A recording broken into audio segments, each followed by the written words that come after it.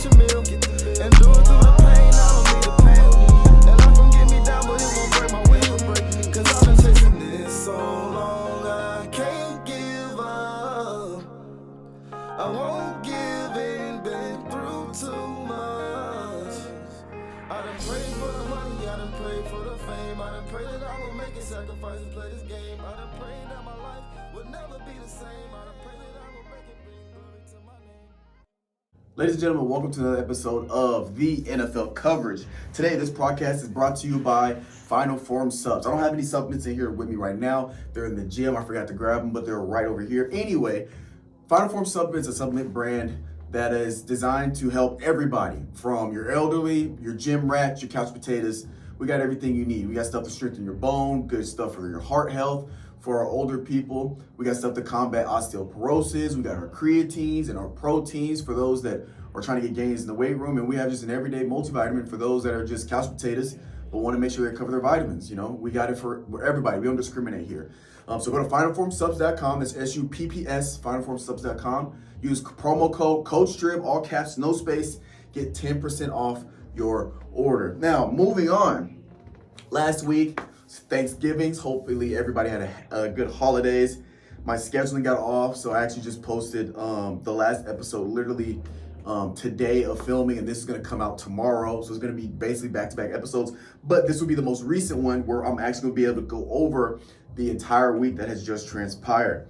All right, so we're going to get into Thursday night, Thanksgiving night football. Packers, Lions. Packers take the dub 29-22. I was a little surprised because I thought the Lions were going to take this one because they've been playing fantastic. Now, they're still a good team, but Packers came out firing on all cylinders, and the Lions started off rough. Now, that second half, Lions figured it out. They went in, made adjustments. They're a well-coached team. They came out and they made it a game. They came back to the game, but they still lost by 7 points there at the end. Commanders, Cowboys, and just a dominating effort from the Cowboys.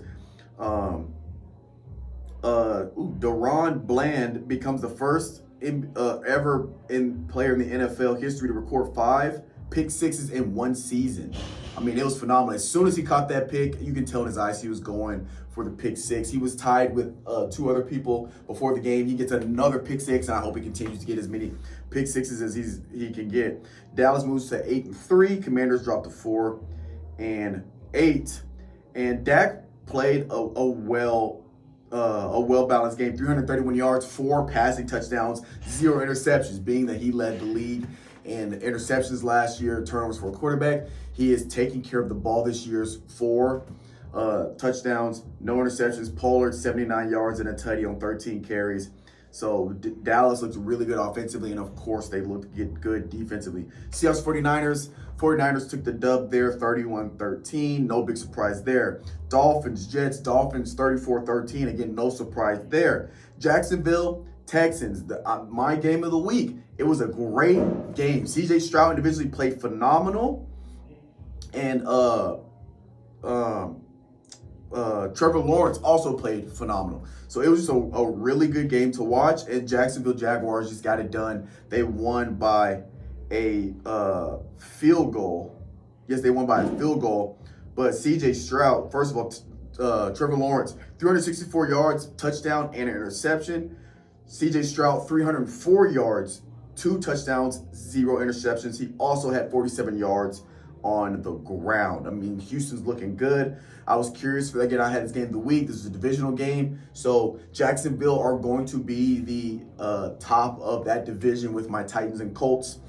But Jacksonville looked good. Thought Houston could get it, but I'm confident Houston will continue to win games. Pittsburgh Bengals. Pittsburgh get the dub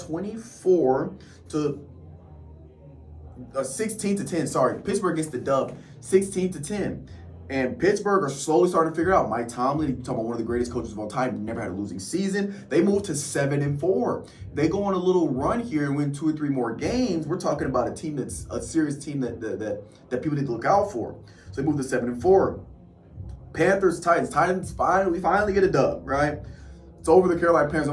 They've only won 1 game this year, so it's not anything to really brag about. But Titans moved to 4-7, and Will Levis is playing decent, 185 yards, no touchdowns, but no interception. Derrick Henry, 18 carries on 76 yards, 2 touchdowns. Again, I don't understand with the Titans. You have Derrick Henry. He's been 80% of our offense for the past 3-4 years. He's a run-heavy running back. You could also run outside the tackles, and you could also run through screens. He only got 18 touches. Anytime the Titans give Derrick Henry the ball 25 to 30 touches a game, they win the game or they're in better positions to win. Some games, I've seen games where he only got 12 touches. Like, what are we doing? This is our franchise running back that he's been. You're talking about one of the greatest of all time, especially for the Titans, 2,000 yard season, this and that and this and that. Why are we not giving the ball? But anyway, that's for a completely different discussion. Want to keep it rolling, don't want to make this too long. Falcons beat the Saints 24-15. Colts beat the Bucks. I thought the Bucks would probably take that one, but Colts go ahead and take it with Jonathan Taylor playing well. I know he got a touchdown late in the game to kind of seal the deal for them. 91 yards with 2 tutties for the Colts. Patriots Giants win 10-7. Patriots it's tough. They're 2-9. They can't even beat the New York Giants. So Patriots they haven't figured it out. Broncos 29-12. They get the dub and they score 29 points on the #1 defense in the NFL. How about them Broncos? What does Shannon Sharp say? And Russ I trust. They're figuring it out. We've been talking about this every week. I've talked about this the past few weeks. Broncos, one of those teams where they're starting to figure it out. I said earlier in the season, Russ is not the problem. It was their defense. It was just their defense and a little bit of miscommunication or a little bit of chemistry issues. That stuff can be easily fixed. Broncos moved to 6-5. They beat the Browns. Browns are a solid team. So we'll see how the Broncos keep it rolling. Cardinals, Rams win 37-14. Buffalo Bills, Eagles. What a game. Goes into overtime. Bills are playing great. Stephon Diggs, Davis, they're playing phenomenal. And Eagles, the Eagles struggled the first half. But if you guys pay attention, Eagles are, hang on, sorry. I do have my Final Four Submit protein shake here.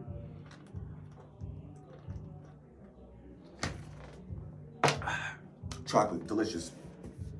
Eagles started off the game rough, real rough. But we all know if you watch football, if you pay attention, Eagles are a second half team, right? Once they came out the second half and they scored their first drive, I knew Bills were in trouble. Because once the Eagles get going, Jalen Hurts finds a way to win.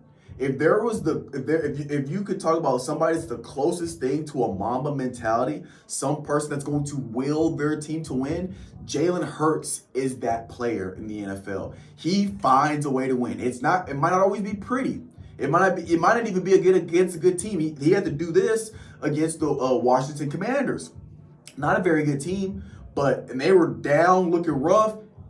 It didn't matter. He was gonna find a way to get this win. It doesn't matter if it's a good team, a bad team. It might look great. It might look ugly. It might be a dominating performance. They might just barely get it done. And Jalen Hurts put the team on his back, and he got it done. And defense made some plays as well for them late in the game. The Philly gets the dub 37-34 in overtime. Eagles moved to 10-1, first team to hit 10 wins. And that overtime, it was tough. Bills get the ball first. They go down. They kick a field goal. So for those of y'all that don't understand how overtime works in the NFL, if you get the ball first and you score a touchdown first, the game is over. It's basically the first person to score a touchdown. Now, if you get the ball first and you score a field goal, the other team gets the ball, and if they score a touchdown, basically one-upping you, then the game's over. That's exactly what happened. Bills get the ball, they go down, they kick a field goal. Now, Eagles have to score a touchdown. Now, they could kick a field goal and it'll also be a tie, and then I believe you go to double overtime, or I think it would keep going back and forth because they changed some rules here and there. But they didn't even leave it to that chance. They went down, they scored a touchdown, sealed the game. It's OB. Jalen Hurts gets the touchdown on a QB draw straight down the middle for the TD. Beautiful, beautiful, beautiful football. Kansas City Raiders 31-17. Baltimore Ravens 2010. Lamar Jackson becomes the quickest QB in NFL history to reach 5,000 career rushing yards. Baltimore Ravens are looking phenomenal. They moved to 9-3. They win this next game, they'll be the second team to hit 10 wins. Baltimore Ravens are looking phenomenal. Lamar Jackson is starting to show that he can be the guy. We know this though. Lamar, there's never been a question about Lamar. He's a former MVP, so he's been the MVP of the league before. This isn't new, but he's actually getting quality wins out of it. They've only lost 3 games this year. So there's that. Bears, Vikings, Monday night, 12-10. Bears take the lead with Fields, 217 yards, but they got it done by the kicking game. It was all field goals. But that was this past week. So now, moving forward, what we're looking for in week 13, Cowboys, Seahawks, Thursday night. Cowboys, 9-point favorite. I'm pretty comfortable in taking Cowboys. Broncos, Texans. This is the game I'm interested in. I'm not gonna announce this as my game of the week just yet. I gotta look at the rest of the games. But it's not gonna be my game of the week, but it is gonna be my runner-up for game of the week because I want to see if the Broncos beat the Texans.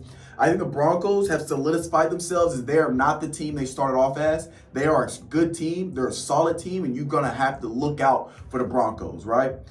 That's what I believe. If Broncos can get this dub against C.J. Stroud, the Texans are playing probably the best team ball in the league right now. Arguably the best team ball in the league.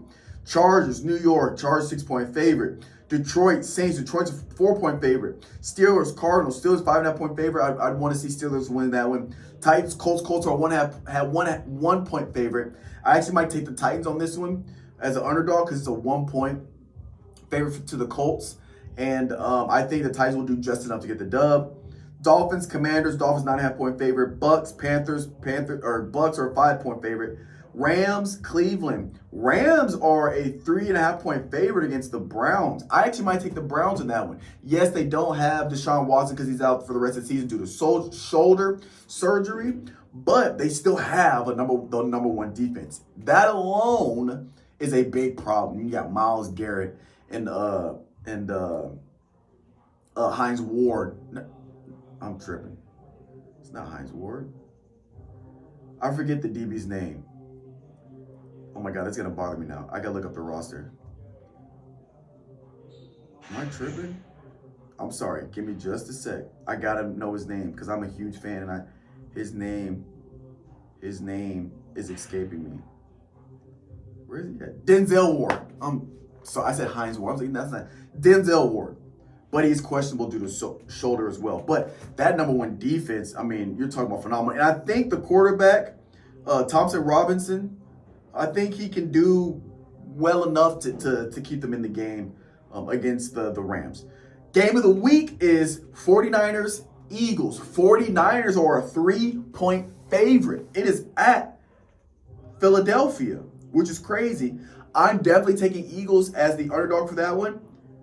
I take Eagles in that one because Jalen Hurts finds a way to win. So that's my game of the week, is the San Francisco 49ers at the Philadelphia Eagles. Then we got Kansas City to close it out Sunday night. Kansas City Packers, Kansas City 6.5-point favorite. And you got the Bengals, Jaguars, Monday night. Jaguars are an 8-point favorite. I would take Jaguars in that. Ravens, Bills, Chicago, Las Vegas, Minnesota, and New York Giants all have byes this week. That is going to be what we're looking for this week.